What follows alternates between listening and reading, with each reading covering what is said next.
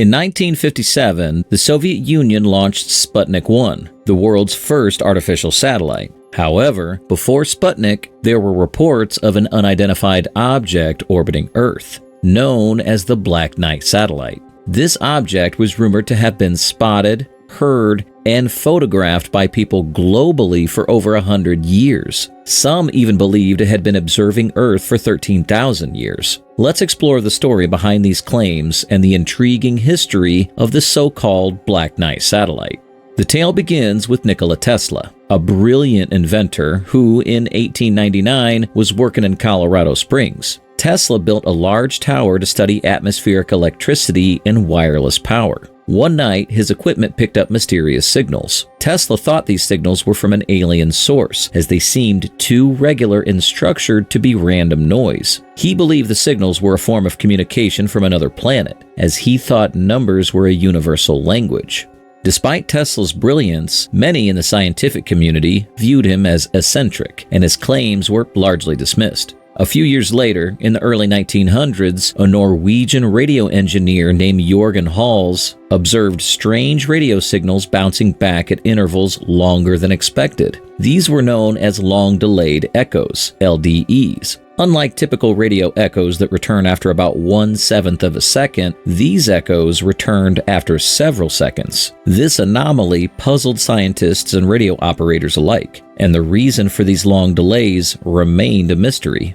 Then, in 1954, an intriguing news story appeared in American newspapers. Marine Corps Major Donald Kehoe, a UFO researcher and founder of the National Investigations Committee on Aerial Phenomena, NICAP, reported that U.S. government scientists had discovered 1 or 2 artificial satellites orbiting Earth. According to Kehoe, these satellites were found by scientists at White Sands, New Mexico, and emitted strange periodic radio signals similar to those Tesla had detected. This revelation caused excitement and concern in the scientific community and alarmed the Pentagon, which is worried about possible espionage. Following this, in the late 1950s, reports of an unidentified object in orbit continued. In 1957, when Sputnik 2 was launched, a Venezuelan researcher noticed another object moving in the opposite direction to Sputnik. Sputnik moved east to west, in line with Earth's rotation, but this mysterious object moved west to east, against Earth's rotation. This observation further fueled speculation about the Black Knight satellite. By 1960, the U.S. Defense Department publicly acknowledged the existence of an unidentified satellite. On February 11, 1960, the New York Times reported that a mysterious satellite,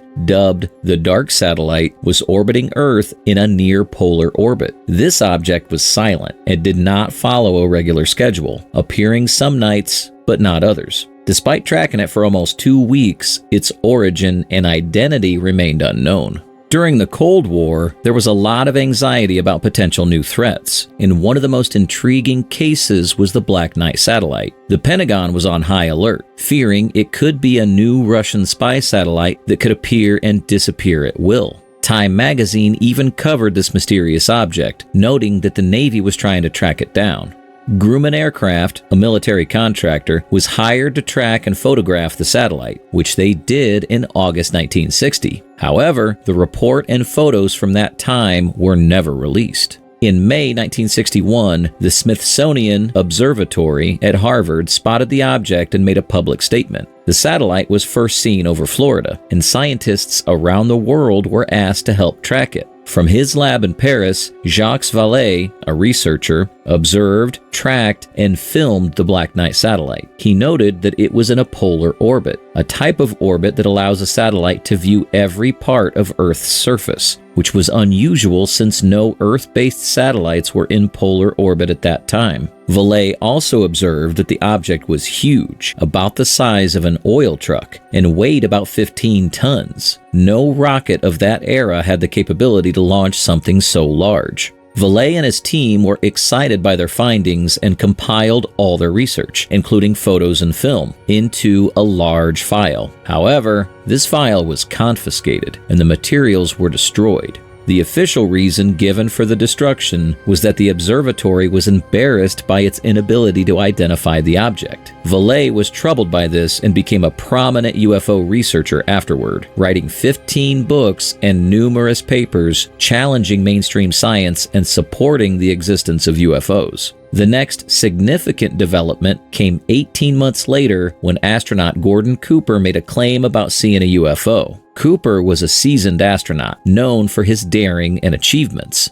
During his Mercury 9 mission in 1963, he reported seeing a green glowing object ahead of his module. His ground crew and tracking station also confirmed this sighting. However, upon his return, he was not allowed to discuss it with the press, and the official explanation was that an electronic malfunction caused hallucinations. Cooper, known for his calm demeanor, even fallen asleep during liftoff, denied the sighting at the time, but later spoke about it after retiring. Cooper claimed that while at Edwards Air Force Base, he and other test pilots witnessed saucer-shaped crafts that made no noise. He said even the bravest pilots were unsettled by these encounters. Cooper also claimed that the U.S. government was covering up information about UFOs. He testified before the United Nations about these sightings, saying that he had seen hundreds of unidentified flying objects. As time went on, sightings of the Black Knight satellite continued, making it harder to ignore that something was indeed up there.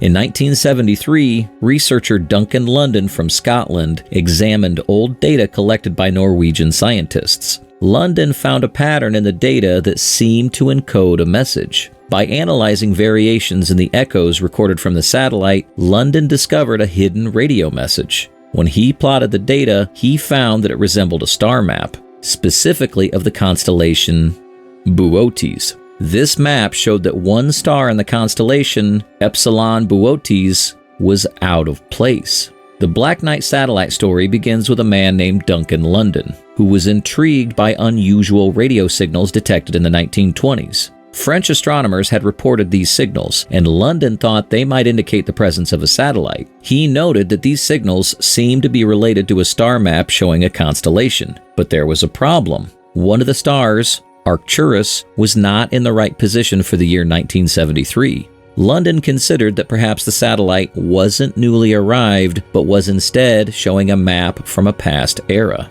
The Earth rotates on its axis, but this axis wobbles over time, a phenomenon known as axial precession. This wobble makes the stars appear to shift slightly over long periods. London adjusted the star map for this wobble and found that the stars lined up correctly, suggesting the Black Knight satellite had been orbiting Earth for around 13,000 years. London even claimed that the signals from the satellite might be a message in English, describing an alien civilization's home and their solar system.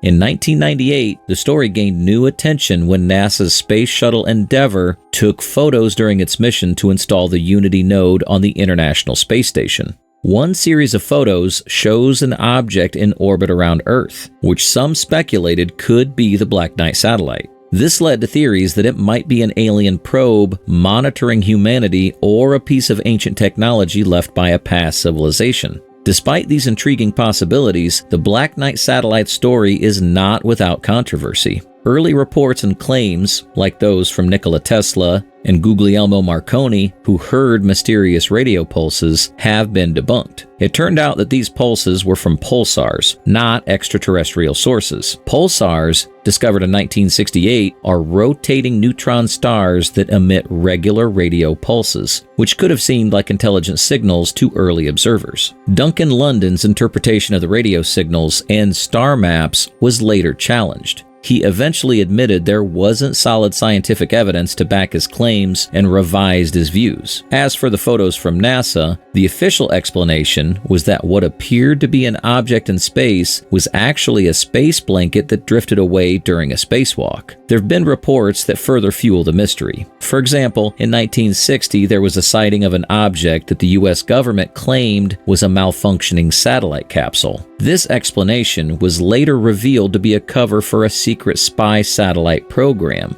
adding to the intrigue. Despite official explanations, some believe there is more to the Black Knight satellite story. Eyewitness reports from astronauts and astronomers who have claimed to see mysterious objects and have faced skepticism adds layers of mystery. Some even suggest that there might be a deliberate cover-up to keep the truth hidden. While many aspects of the Black Knight satellite story have been debunked or explained away, there remains a sense of mystery. The idea that there could be hidden knowledge or extraterrestrial connections continues to captivate imaginations. Although we may never have all the answers, the story invites us to question and explore, keeping the search for truth alive. Don't forget to subscribe to the channel and share the video. It means a lot to us. And if you want to know more about outer space, watch our video on Is the Universe a Simulation? See you in the next one. Bye.